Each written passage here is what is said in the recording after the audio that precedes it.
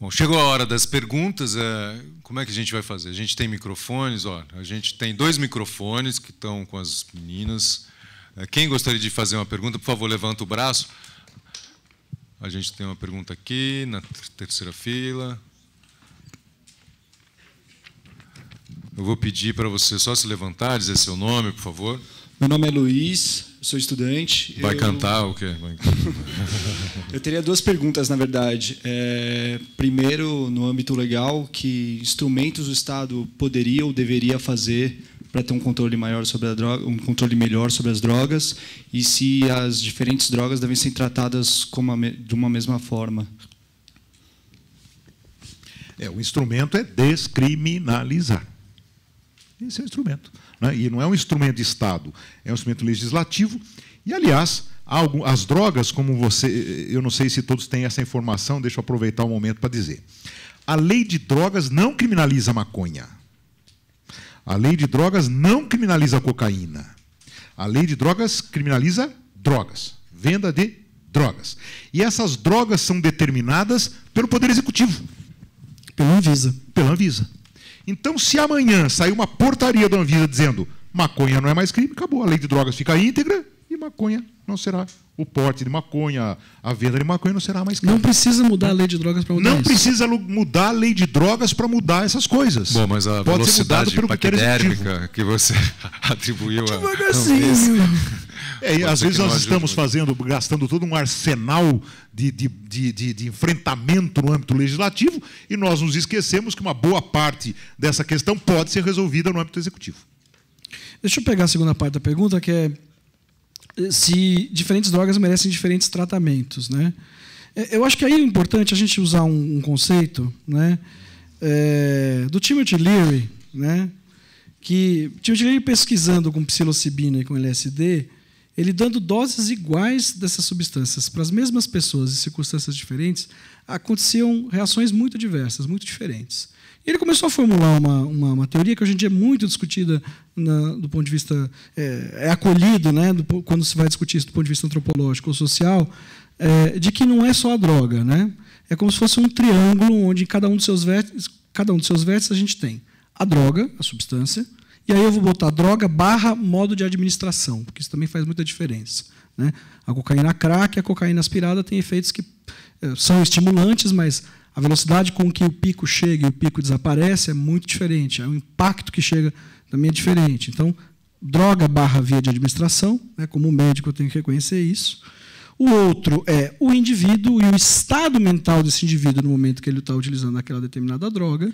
Então, por exemplo, existem relatos de pessoas que fizeram um uso nocivo de alguma droga e depois de muitos caminhos que passaram pela vida, reconstruiu, abriu novas perspectivas, mudou, fechou, transformou, conseguiu voltar a usar determinadas drogas que não conseguia usar de forma controlada. Isso é exceção, né? Evidentemente é uma exceção, mas esses casos acontecem. Se eles acontecem, a gente precisa reconhecer o que acontece neles. E o outro é o contexto.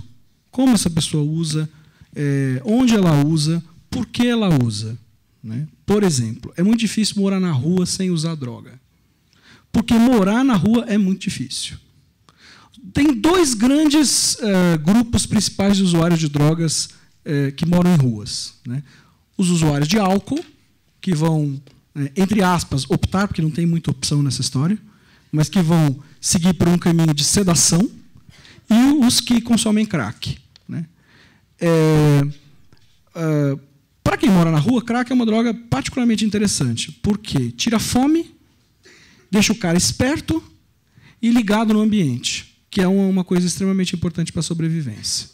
E a gente fica fazendo julgamento moral, né, muitas vezes revertendo a compreensão desse processo e entendendo que o cara está na rua porque está usando crack, e não que ele está usando crack porque ele está na rua.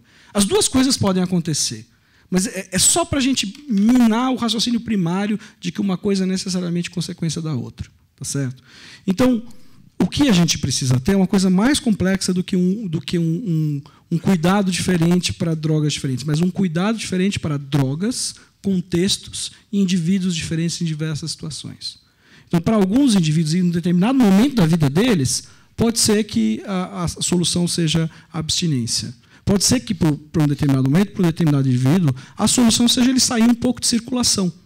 Ficar fora, ir para uma unidade de acolhimento transitório, sair um pouco do universo social que ele estava, ter um tempo de poder reconstruir e recomeçar, ou, enfim, seguir num outro ponto, porque não é bem recomeçar. É como se fosse uma espiral. O cara volta para um determinado ponto, só que passou por uma série de experiências, né? Então a gente precisa, assim que você fala assim, por exemplo, né, a solução imbecil da internação compulsória.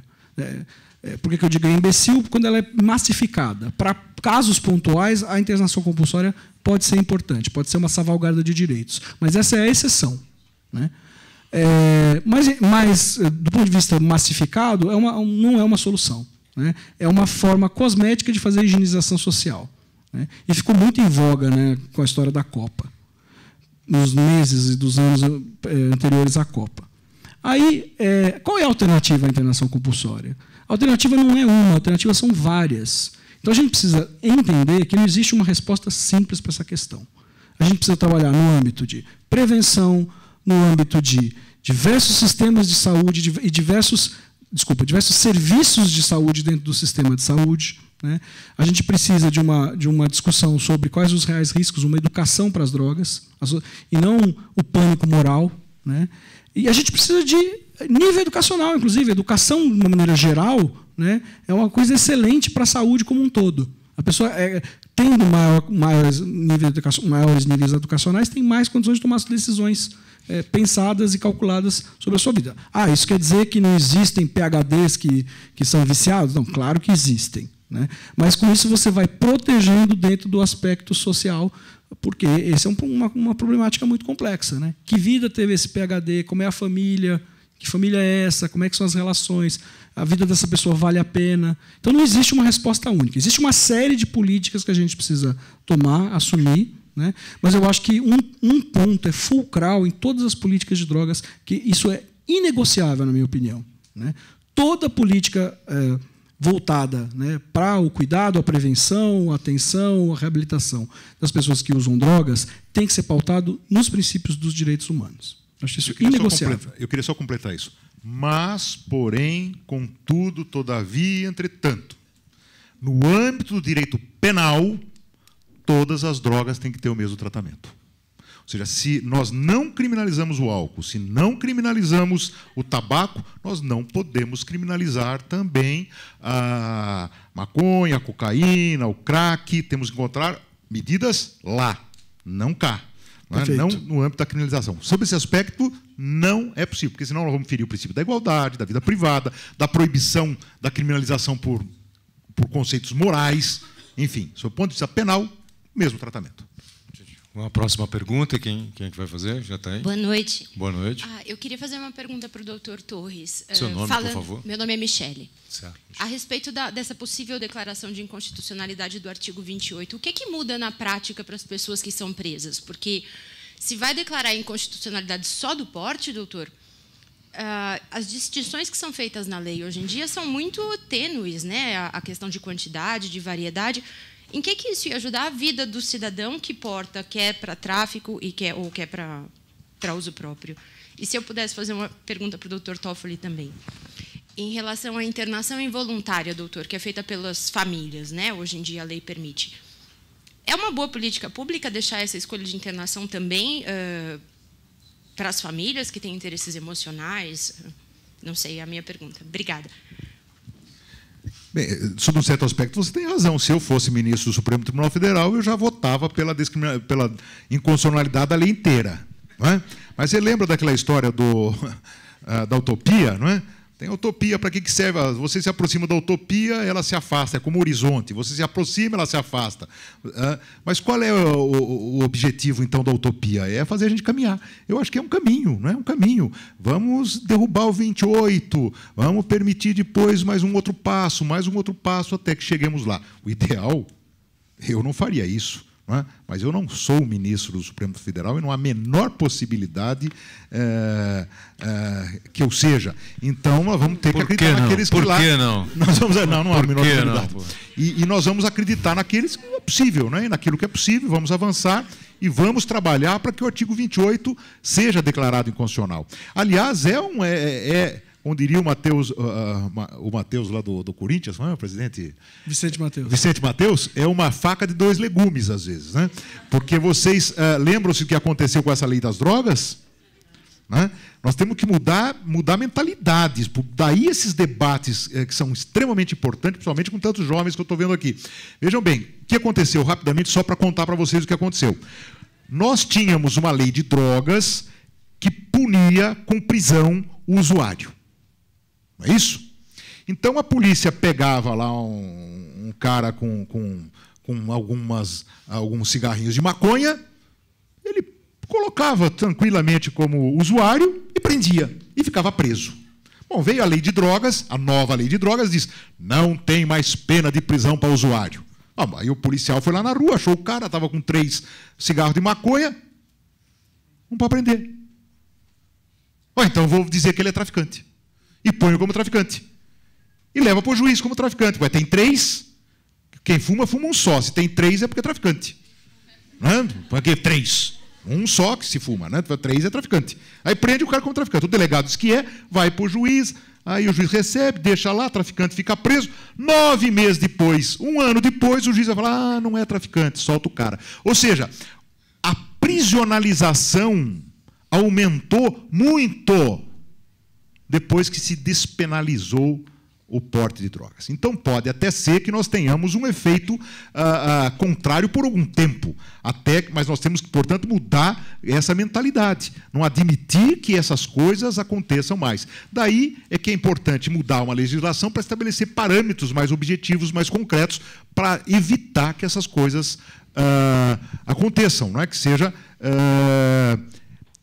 a criminalização, a classificação como traficante fique exclusivamente nas mãos da polícia. Ou até mesmo, para terminar, eu contar uma coisa eu fiquei sabendo disso, fiquei absolutamente estarrecido.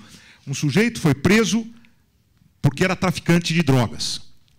Aí a polícia prendeu o sujeito foi preso, apresentaram para o juiz. Aí o advogado correu lá e falou, mas não tem droga, não apreenderam a droga. Não tem droga, não tem materialidade do crime, tecnicamente, né? Não tem a droga, como é que ele é traficante? Aí diz o juiz, está aí a prova de que ele é traficante. Porque se não tinha droga, porque ele vendeu. Então, se nós não rompermos com essa mentalidade, nós vamos ficar correndo e volta o rabo e não vamos. Mas é um passo, mas é um caminho e nós temos que apostar nisso. Vamos lá, segunda parte da pergunta. Então, eu só queria fazer um pequeno acréscimo, que é uma discussão importante, na minha opinião, e que foi, se tem uma coisa que o processo das manifestações de junho de 2013, tudo que se desenrolou de lá para cá, deixou patente, a gente precisa mudar a nossa polícia. Então, a discussão sobre como é a polícia brasileira é fundamental nessa discussão também. Como ela vai funcionar, como é que ela vai trabalhar. Né? E por que eu digo as manifestações? Porque a polícia passou a fazer com brancos e ricos aquilo que ela fazia com pretos e pobres na favela e ninguém via. E agora as pessoas estão vendo. E a gente precisa rediscutir. Nem todos os policiais são assim. Então a gente precisa saber como é que a gente trabalha isso de uma forma decente. Né? Michele, em relação. Só recapitulando, a lei brasileira. Pode repetir a pergunta? Ela perguntou sobre a internação voluntária, que é um recurso que as famílias podem utilizar, se não é perigoso deixar isso na mão da família. Né? A lei da reforma psiquiátrica, né, de 2001, que define os tipos de internação psiquiátrica, e no caso isso aqui a gente está falando de internação psiquiátrica, em 3 tipos. A voluntária, que é aquela que o indivíduo concorda, a involuntária, né, que é aquela que não é concordada, mas que tem o apoio da família. Na verdade, a lei não fala família, isso é uma interpretação, de novo, interpretação. Mas aquela, pode ser também, dentro de algumas interpretações, pode ser também o sistema de saúde, pode ser, enfim, outras pessoas. Mas normalmente os juízes tendem a interpretar que é a família, ou o Ministério Público também. E a compulsória, que é uma determinação da justiça. Né? Como é que a internação, vou só começar pela compulsória. Como é que a compulsória pode ser uma salvaguarda de direitos? Quando o indivíduo está completamente à mercê, está precisando de uma internação, está querendo ser internado, né, voluntariamente não consegue. Então, uma internação compulsória pode ser voluntária. É porque a compulsória é determinada pela justiça. Né? Pode ser, por exemplo, que obrigue o sistema de saúde a cuidar dessa pessoa. Né? Então, nesse caso, pode ser uma salvaguarda de direitos. e praticamente só nesse caso. A involuntária, aí o ponto que você perguntou, não tem um risco, né? O primeiro que, se for seguir a letra da lei, o risco, em teoria, seria muito pequeno, porque as 3 internações, está lá na lei, devem ser avaliadas por profissional competente. Então, independente de qualquer uma delas, tem que ter uma indicação, e no caso, pela lei é médica, né? Tem que ter um médico que tenha avaliado e que tenha indicado. Eu acho muito mais perigoso e complicado esse papel desse médico do que a família em si, porque é o papel desse médico fazer a discussão com a família, dialogar, evidentemente, porque o processo tem que ser dialógico, né, e argumentar sobre as melhores alternativas. Em determinados momentos, não é nada fácil você ter um grave dependente em casa, né? Em estados muito avançados da doença, acontecem todas aquelas histórias que a gente escuta falar, a gente vê no Datena, a gente lê quer dizer, eu não assisto Datena, então eu não vejo no Datena, mas as pessoas veem no Datena, né? As pessoas leem no jornal, né? Então, muitas vezes, esse processo precisa ser um processo que precisa de muito amparo, e muitas vezes as famílias se sentem muito desamparadas, e na maior parte das vezes, em grande parte das vezes, elas estão, de fato, né? Então, parte desse processo é um processo que precisa de discussão mesmo para a gente trabalhar a melhor forma possível. Algumas vezes, né, o que acontece é que pessoas vamos dizer, com interesses obscuros, né, fundam clínicas, botam lá um médico lá só para carimbar, montam todo um esquema de internação involuntária, né, fazem capturas que são ilegais de pacientes, né, e fazem toda sorte de abuso de direitos humanos. A gente tem esses casos relatados, né? Mas eu me preocuparia menos com a família e mais com o sistema que se organiza em cima dessa questão das drogas, e de um monte de gente picareta que está envolvida. Não só médico, mas um monte de gente picareta que está envolvida nesse processo. É uma mina de ouro isso aí. Porque o cara é internado de um jeito, você não trabalha o cara direito, ele sai e interna de novo, né? A galinha dos ovos de ouro. Então, é preciso olhar com certo cuidado também em relação a isso. Ético. Eu tive a oportunidade de acompanhar uma internação involuntária. A gente gravou uma matéria lá na Liga e a gente viveu bem de perto isso, né? Era uma mãe que havia recorrido à clínica e ela queria internar o filho dela. A gente foi até a casa dela, conversou com ela tinha sido ameaçada várias vezes, mostrou sinais de agressão. Ele entrava na casa pela janela, pulava as coisas, pegava tudo, roubava, batia nela, enfim, ela estava numa situação, ela já estava vivendo isso há muito tempo já, e ela não estava vendo um outro caminho, na verdade. Aí chamou a clínica, a gente acompanhou isso, e a gente acompanhou, como você chamou, de captura, né? Essa captura foi feita por pessoas ex-viciados, ex-dependentes em crack também. A clínica ela ficava a 1h30 de São Paulo aqui, e a gente acompanhou um diálogo entre os dois, entre a mãe, porque a mãe foi junto, né, e o rapaz que evidentemente não queria ser internado de forma alguma. Foi a carga emocional de um encontro desse era tão grande, tão forte, e realmente chegou um momento em que a gente não sabia mais dizer o que estava acontecendo. Você não sabia, era muito difícil você dizer se a mãe realmente tinha razão. As histórias da mãe começou a expor ela de uma forma, e ela começou a chorar também, ela começou a agredir, cuspiu em todo mundo, foi uma loucura, assim. E aí, num dado momento da matéria, a gente pediu, bom, deixa eu ver o laudo, né, assim, baseado em que vocês estão internando, vocês receberam um laudo, e aquilo tudo pareceu muito frágil mesmo.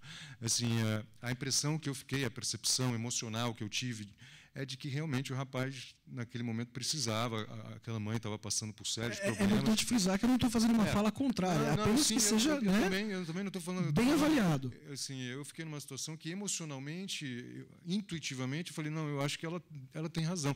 Um momento de virada foi o momento que ele ficava falando, liga para o meu irmão, liga para o meu irmão, liga para o meu irmão, ele não vai deixar a senhora fazer isso comigo, ele não vai deixar. E aí ligou. Quando ligou e o irmão dele estava a favor da mãe, nossa, aí ele se transformou, realmente, ele ficou extremamente agressivo, tentou bater em todo mundo, enfim, foi a hora de cuspir.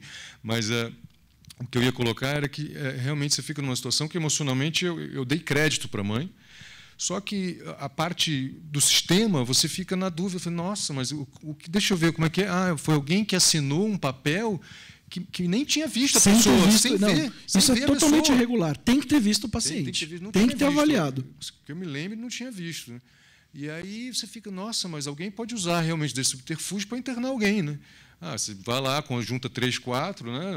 Uma família maquiavélica e tudo, ou até os amigos, porque não precisa ser família. Você diz que a pessoa é um usuário, enfim, eventualmente ele é um usuário de alguma droga, e chega lá, você tem um papelzinho, e, pô, de repente você botou o cara numa clínica. Então, o importante é que se crie um sistema de, como já existe, não é? Mas que se aplique efetivamente um sistema de controle de tudo isso, com participação de defesa, de contraditório, para que a pessoa tenha seja efetivamente representada, que tenha uma participação judicial de avaliação concreta do fato, etc. Mas isso me faz lembrar, quando eu estive lá na Guatemala, depois de uma discussão muito interessante sobre essa questão da internação compulsória, e nós discutimos a internação compulsória, principalmente nos países latino-americanos, especialmente no Brasil, com relação ao crack, etc. E tal, e nós dizíamos do absurdo que é essa proposta política higienista, não é? Genérica, não é caso a caso, individualmente, enfim, essa política higienista que se adotou com relação por interesses até mesmo econômicos, etc., com relação à questão do crack. Principalmente no Rio de Janeiro, né? Vocês viram depois o que deu a história do Bethlehem, né? Estava ganhando dinheiro com as internações, e aí, aparentemente. E aí, então, uma alta funcionária do Itamaraty me chamou de lado e disse: está bem, doutor, o senhor me convenceu, o senhor tem toda a razão, é verdade, isso não pode ser feito, etc. e tal, mas veja bem. Veja bem é terrível, né? Mas veja bem, o que é que nós vamos fazer com um sujeito drogado, com crack, numa crise, etc. Ministra, é muito simples. Faça exatamente o que vocês fazem com o sujeito que tem problema com álcool.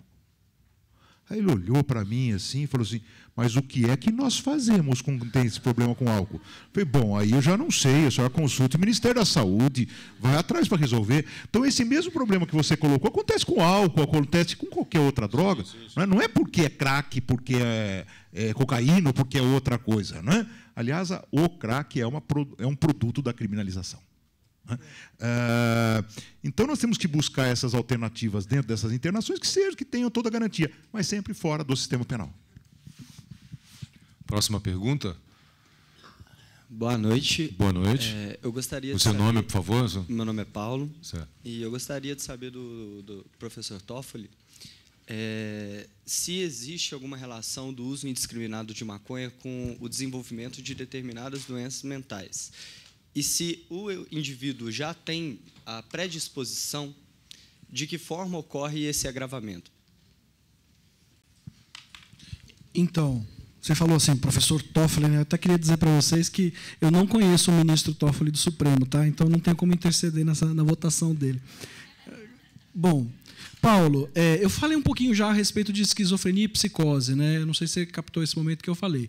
Existe uma associação populacional, a gente sabe que tem existe em estudos que foram avaliando, né, jovens em relação ao consumo de maconha e depois avaliaram a saúde mental dessas pessoas, se percebeu que jovens que consumiam muita maconha muito precocemente tinham um risco de desenvolver psicose, né?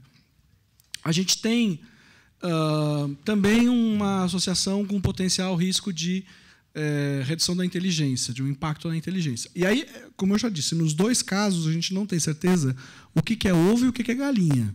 A gente ainda não tem a certeza, né? Então, pode ser que as pessoas que têm um desenvolvimento intelectual mais baixo, num determinado contexto de acesso às drogas, ou as pessoas que, no futuro, poderão desenvolver esquizofrenia. E a gente sabe, isso a gente já tem bem documentado, que é muito frequente a pessoa desenvolver depressão alguns anos antes de desenvolver o quadro de psicose, né, de alucinações e delírios. Então, pode ser que a pessoa use mais droga, procure mais a maconha, porque justamente já tem uma predisposição. E a outra pode ser que o uso da maconha desenvolva a doença. E pode ser as duas coisas também, pode ser um mix dos dois, né? E pode ser que cada caso seja uma situação diferente, né? Esse risco ele é mais intenso na adolescência, embora a gente veja alguns casos de pessoas que de repente fizeram um uso muito intenso em um determinado momento e acabaram desenvolvendo um quadro de psicose, né? Isso é o que é mais bem documentado, né? A gente sabe que, em algumas situações, né, algumas pessoas com transtornos de ansiedade e com depressão têm benefício, relatam se sentir melhor quando fumam maconha, né? Mas tem um detalhe muito peculiar disso tudo, é que a situação do proibicionismo não permite a gente saber exatamente o que cada um está fumando em qual situação. Então, por exemplo, existem estudos que mostram com muita clareza que sentimentos paranoicos surgem com mais facilidade se a pessoa consumir THC. Outros estudos mostram que o CBD, que é o outro canabinoide principal, tem efeito antipsicótico, então reduziria até o risco de psicose. E o problema é que, quando a pessoa compra de um traficante, ela não tem a menor ideia de quais são os teores de canabinoides que estão presentes na planta. Essa foi a grande revolução do movimento da maconha medicinal nos Estados Unidos e na Holanda, que foi permitir ao indivíduo saber de determinadas cepas controladas, né, determinadas variantes controladas da planta, o quanto que tinha de teores dos principais canabinoides, né, principalmente o THC e o CBD. Né? Então, pode ser que, para alguma pessoa, a maconha mais confortável seja aquela rica em CBD, porque pode ser uma pessoa que mentalmente seja muito estimulada, quando consome THC pode ficar um pouco paranoico. A outra pessoa, na verdade, então precisa de mais CBD. Outra pessoa já é mais devagar, tal, mais tranquila, quer sentir um pouco mais dessa estimulação e se sente, tem uma resposta mais positiva no uso do THC. A proibição não permite a gente saber de nada do que está acontecendo. Inclusive, a história do aumento da concentração do THC na maconha, que é uma coisa realmente preocupante, mas um fenômeno que ainda não acontece com muita clareza no Brasil, quer dizer, parece que aumentou os teores de THC, mas não tanto como aconteceu em outros países, né? Isso pode ficar sujeito à legislação também. Por exemplo, no Brasil é proibido você produzir qualquer bebida alcoólica com concentração alcoólica de mais de 50 graus alcoólicos, que equivale a dizer que metade da bebida é álcool, né? Quer dizer, a partir daí pega fogo. Então não tem riscos até de transporte. Na época do proibicionismo norte-americano, a famosa lei seca, não havia controle nenhum. Então, para poder transportar bebidas muito concentradas, bebidas em espaços muito pequenos, eles faziam bebida muito concentrada, né, para poder, porque era ilegal. Então, quanto você conseguisse ficar no menor espaço possível, melhor. E aí o que aconteceu é que teve explosões, teve um monte de problemas em relação à incinerabilidade, porque você não podia, já que você não controlava, tudo era possível, né? E aí a regra vale para o crack, a regra vale para a maconha. O mercado ilegal ele acaba fazendo, como subproduto, um aumento de uma certa concentração para poder passar em espaços menores, já que tem que ser transportado, né? Então, é muito difícil responder a sua pergunta de uma forma mais absoluta, porque a gente ainda não tem pesquisas suficientes e a gente não sabe também exatamente que tipo de maconha as pessoas estão consumindo, né? Mas eu acho que a gente tem que também trabalhar com uma ideia que as pessoas elas não são imbecis. Elas têm a possibilidade e podem desenvolver, e os médicos devem ajudar nisso, elas compreenderem o seu próprio corpo, como é que seu corpo reage às diversas substâncias, né? Se um cara fuma maconha e repetidas vezes tem crises psicóticas não, mas crises de a polícia vai me pegar. Outra discussão é até que ponto isso vem justamente por causa da ilegalidade. Mas vamos lá. Né, começa a ter ideias persecutórias, ou então crises de pânico, que é outra coisa comum também acontecer com maconha, né? É tão engraçado porque uma mesma pessoa pode ter fumado uma maconha e um ficou super calmo e o outro teve um ataque de pânico, né? Então o sistema canabinoide no cérebro ele é muito rico e é muito variado de pessoa para pessoa, como é que elas vão reagir em relação à cannabis. Então essa é outra questão extremamente importante, né? É muito mais complexo do que você lidar com álcool, por exemplo. E olha que o álcool ainda tem toda uma discussão, né? Ressaca disso, ressaca daquilo. Eu bebi assim, eu misturei não sei o que eu não sei o que lá, né? E a maconha é muito mais complexa, né? Então o que a gente tem é uma necessidade de compreender melhor que tipo de pessoa vai reagir a que tipo de maconha, né? E é possível que, com o fim da proibição e com o processo de regulamentação, a gente possa ter um boom na descoberta, inclusive de processos curativos ligados a esse sistema que a gente sabe que está vinculado, por exemplo, ao sistema dos anti-inflamatórios endógenos dos corticoides. O sistema corticoide está ligado ao sistema canabinoide. É por isso que maconha tem um efeito analgésico, né? Enfim, pode-se falar horas sobre essa questão da maconha medicinal, mas é importante a gente entender que existem riscos. Podem existir riscos, sim, Mas a melhor maneira da gente entender isso e trabalhar é de uma forma que eduque para a gente conhecer o que é que está acontecendo e não simplesmente obliterar completamente o uso da substância, porque aí os aspectos medicinais vão se perder também. Ó, a gente já está quase chegando ao final. Temos tempo para mais uma pergunta e as considerações de cada um deles aqui. Quem é que... Já está o microfone ali? Tá. Primeiro, meu nome é Marco Antônio.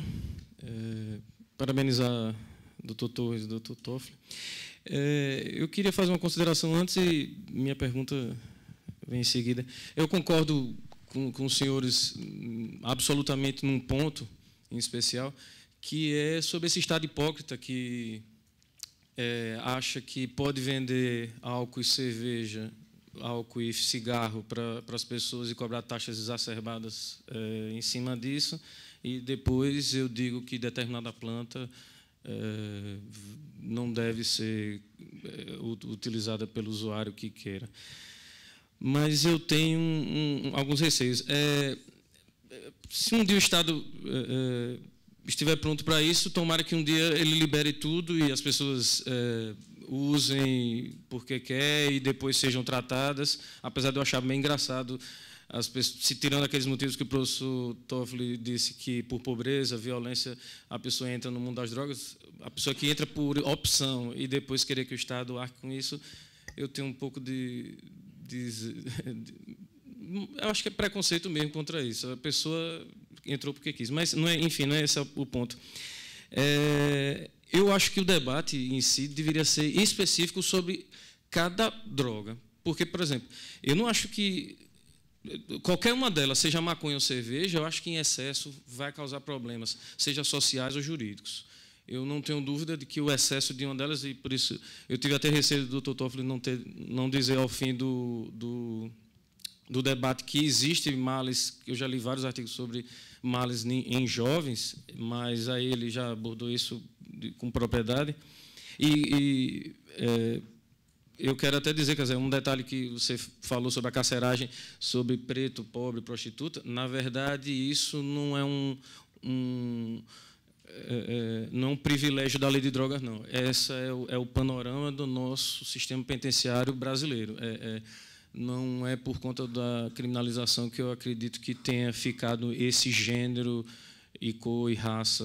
Não, é um mal da falência, o doutor Torres pode confirmar isso, da falência do nosso sistema criminal, que da ponta da hora do guarda, do policial pegar ele na rua fumando até a hora que sai a sentença dos colegas do Dr. Torres, os absurdos que acontecem. Aí minha pergunta inclusive, sobre isso. O Uruguai, eu acho que é muito cedo para a gente dizer que a gente pode imitar, mas o Brasil é assolado por essa autodestruição de vários jovens, a depender de cada droga, em drogas específicas. Eu quero usar o exemplo que Casa deu. Doutor Torres, eu acho meio temerário, eu concordo, eu tenho essa angústia comigo de concordar com o senhor sobre a constitucionalidade total dessa lei, porque eu acho que a gente vai acabar devolvendo para o Estado que não está apto, vai devolver o problema para o Estado. Eu sei que o senhor está coberto de boas intenções, mas diante de um Estado falido desse que a gente tem, principalmente o Estado criminal em especial, eu acho que a gente simplesmente decidir pela inconstitucionalidade, eu acho ruim. E aí eu queria que os dois pudessem falar sobre isso, usando o exemplo de Casé. Eu não acho que, do outro lado, me permitam eu ser o Dr. Toffoli falou sobre um julgamento moral, a parada de julgamento moral, mas me permitam fazer um julgamento moral do traficante, que ele é um verme para mim, sabe? É um ser humano podre, porque ele, por dinheiro, ele decide a vida de várias famílias. E o exemplo que você falou específico, que é o crack, ele destrói famílias. Eu quero saber como a gente pode mudar hoje, o do panorama de hoje, e de repente sai uma inconstitucionalidade de você é otimista que nem Casé, sai a inconstitucionalidade da lei inteira, e para onde a gente vai? Que migração nós vamos ter de um estado em que nós temos um traficante que fica na porta de uma clínica de recuperação esperando o drogado que acabou de receber medicamentos, ele ser novamente abordado para usar drogas, e de repente nós tivemos nenhuma lei para reprimir. Eu queria a opinião deles, como é que eu poderia criar essa meiação, esse meio termo, porque eu sei que é difícil na abordagem ideológica que eles estão fazendo, mas não tem como dissociar a família, os problemas da família, a violência, tudo que está acontecendo. Só isso. Quem gostaria de começar? Torres, Toffoli? Eu posso começar só pedindo... você tem muita razão na sua angústia, não é? Essa questão da angústia, a gente tem que trabalhar bastante, não é? Mas, por favor, eu peço que você tome um pouco de cuidado quando você fala nessa questão dos vendedores de droga, que são vermes, né? Que você talvez corra o risco de ser processado pelos vendedores de cachaça, pelos vendedores de cigarro, pelos vendedores de cerveja, Ambev, e talvez processe o senhor, porque o senhor está chamando todos esses vendedores de vermes, não é? De monstros sociais. Não é? Mas não, quando o senhor estava falando, estava todo mundo pensando em vendedor de maconha. Né? Ninguém pensou no alambique lá, não é? Naquelas lojas de cachaças maravilhosas lá que a gente vai lá beber, comprar. Não é? Ninguém pensa nisso. Né? Então precisa tomar muito cuidado com isso, porque isso realmente, você tem razão, é discriminatório mesmo. E você me fez lembrar uma vez que eu dei uma decisão, me lembro, até hoje eu lembro disso, eu fico triste quando eu lembro disso, e fiquei triste quando você falou isso também, desculpe.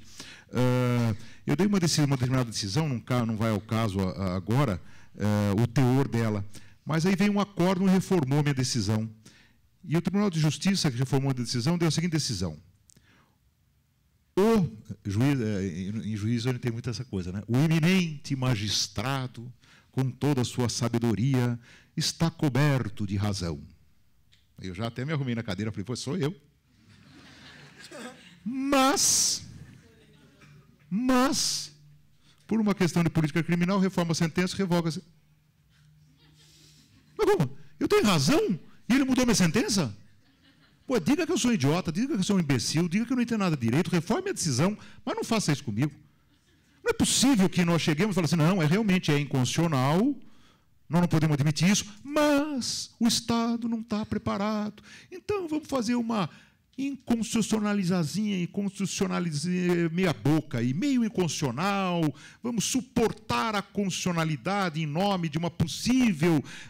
vamos esperar que o Estado se prepare para que seja constitucional. Isso não existe, desculpe, isso não existe. Ou é constitucional ou não é. Se é inconstitucional e o Estado que arrume outra forma de fazer as coisas. Senão nós vivemos naquele país assim, o governo faz o que quer, independentemente da constitucionalidade. Quando convém, é constitucional. Quando não convém, não é. E a que ponto nós chegamos? Então, nós temos que reconhecer a inconstitucionalidade. Se é inconstitucional, ponto final, não pode criminalizar, não criminaliza. E vamos buscar outras alternativas. Olha, senhor governador, governador, estou dizendo de uma forma bastante ampla, né? A sua intenção é muito boa, mas não pode. Não pode. Eu vejo muito isso, às vezes, no sistema de penalização, né? Há juízes que inventam penas bonitas, interessantes, maravilhosas. A sua ideia foi muito legal, foi muito bacana, mas não pode. Não pode, porque a lei não permite, a Constituição não permite, ponto final. Então, nós temos que buscar outras alternativas nesse particular. E, especialmente, com relação à criminalização, nós acreditamos muito nessa criminalização promocional, nessa criminalização simbólica. E isso é um equívoco primário em matéria de sistema penal e direito penal.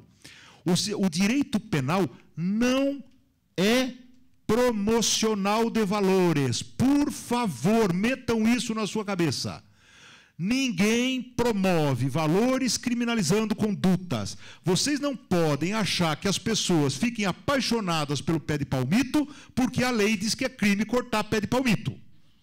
Não acreditem nisso, que isso é uma balela, isso não existe. O direito penal é repressivo. E não acreditem mais nessa forma simbólica do direito penal. O que é forma simbólica do direito penal? É um engodo. Nós inventamos um direito penal, aumentamos a pena, reprimimos, Sabemos que não vai dar certo. Mas para fazer eco na vontade popular, para agradar o povo, nós vamos fazer uma criminalização, vamos selecionar alguns pobres, negros, esgualepados e vamos meter na prisão para dizer que nós estamos tomando providências. É isso que nós estamos fazendo. Nós não resolvemos o problema da distribuição de riqueza, nós não resolvemos o problema da desigualdade social, nós não resolvemos os problemas sérios da sociedade, mas metemos todo mundo na cadeia.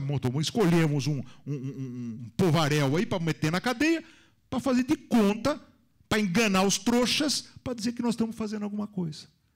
É com isso que nós precisamos romper. E você tem razão, essa discriminação é seletiva geral no sistema penal todo, mas ela é muito candente, muito marcante, muito clara no sistema de drogas, que é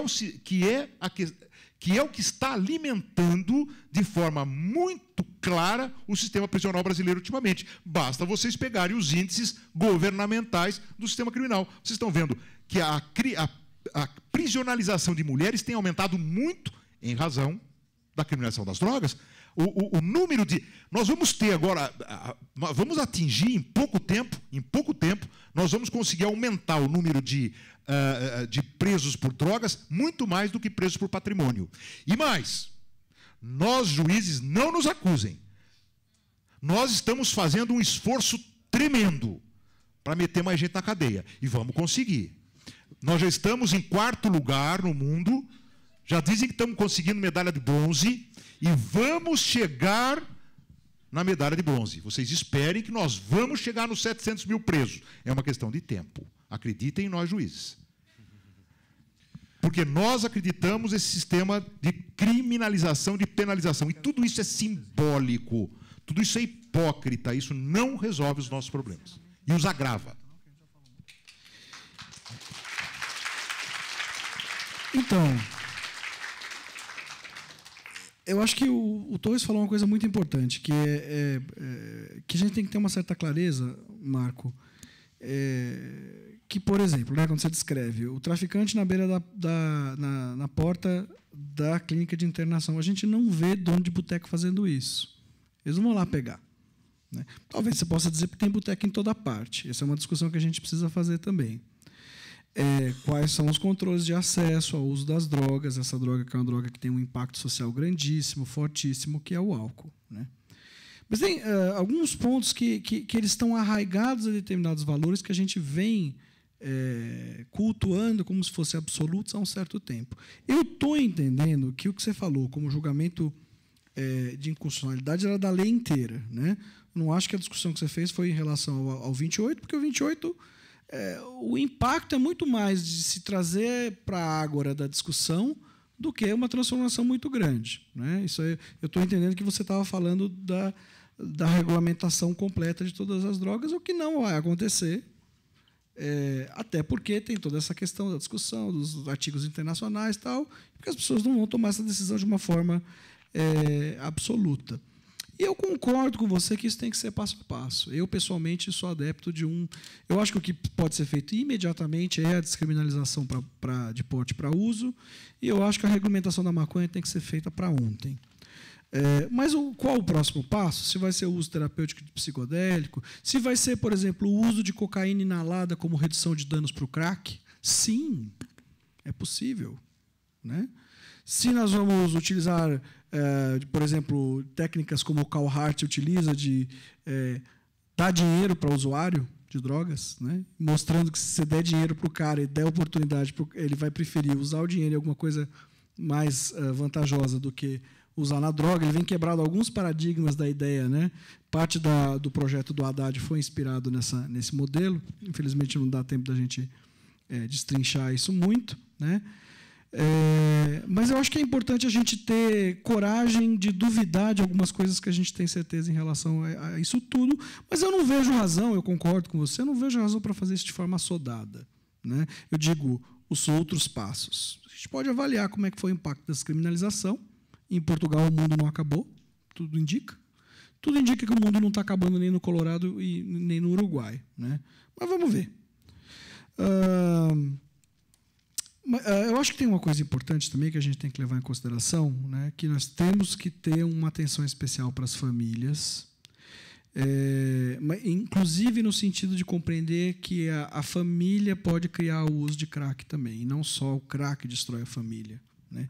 A gente faz raciocínios muito moralistas, como você mesmo falou, e simplificados, bionívocos, né? O cara era uma família linda, maravilhosa, o cara começa a fazer uso de crack de uma forma intensiva, né?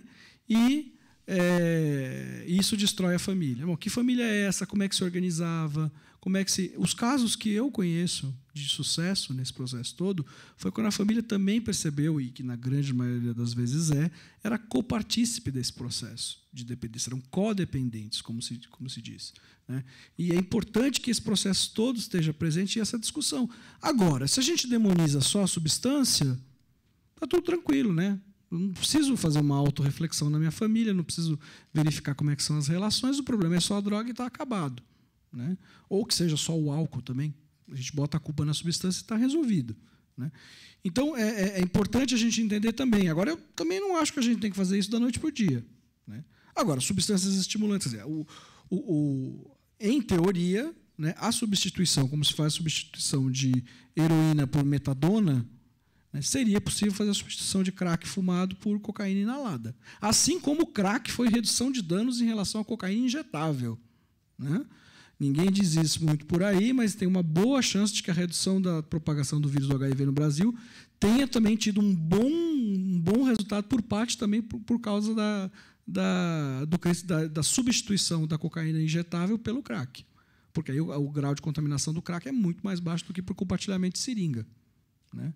Isso ninguém fala. Claro que eu não estou querendo dizer que crack é ótimo, é sensacional, não é isso, né? Mas a gente também olhar como é que essas coisas se colocam em como estão todas as peças nesse tabuleiro, né? Que fica mais fácil se a gente olhar desapaixonadamente, mas, eu não discordo de você, a gente pode fazer isso de forma cautelosa. Bom, a gente avançou bastante já no tempo, já estouramos 15 minutos. Eu peço uma rápida consideração final para cada um de vocês. Fique à vontade, Torres. Bem, eu queria só, para terminar, lembrar que somos todos criminosos. Não há ninguém aqui que não seja criminoso, a não ser que nós tenhamos alguém com menos de 18 anos de idade, não é? Porque é inimputável, não é criminoso. Mas, fora isso, somos todos criminosos. Eu sou criminoso, mas você é criminoso. Temos menores aqui, sim. Temos. Então, são os únicos que escapam, mas podem ser menores infratores. Querem um exemplo? Eu vou dar um exemplo que talvez ninguém se encaixe nele, mas porque eu tenho certeza que ninguém aqui nunca comprou um DVD pirata.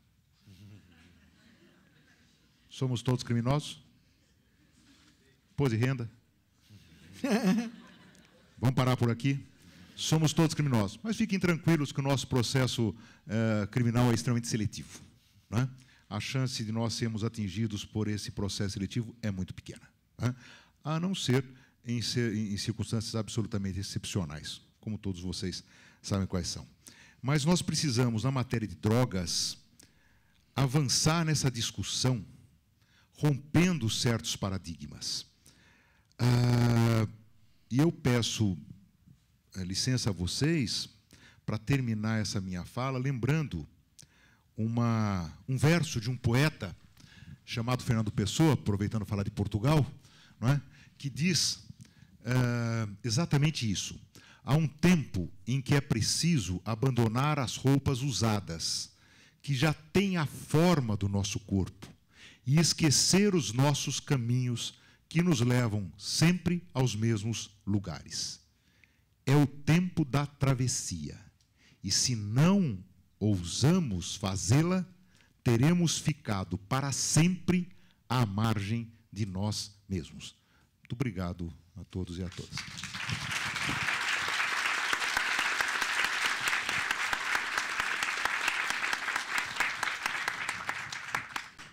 Bom, primeiro eu quero passar o estudo que eu falei do Cristóvão, que o Casé pediu.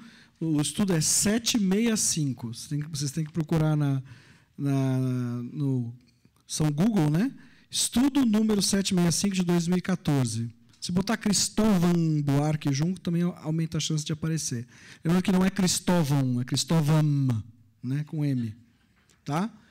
Olha, dito isso, a única coisa que eu quero pedir para vocês é que vocês não acreditem em mim. Eu peço que vocês duvidem. Eu peço que vocês parem, pensem, reflitam, igual Cristóvão.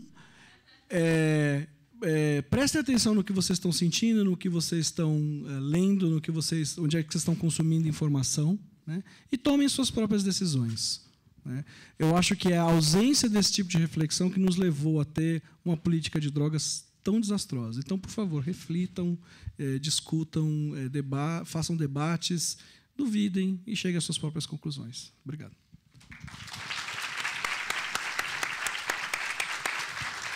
E vamos tomar um cafezinho, porque já faz 2 horas que nós estamos aqui sem nenhuma droga. Bom, muito obrigado, Toffoli, pela sua presença. Muito obrigado, Torres, também. A presença de todos aqui. Uma salva de palmas para vocês, todos que participaram. Termina aqui, então, mais uma edição do Diálogo Conectas Cultura. Muito obrigado.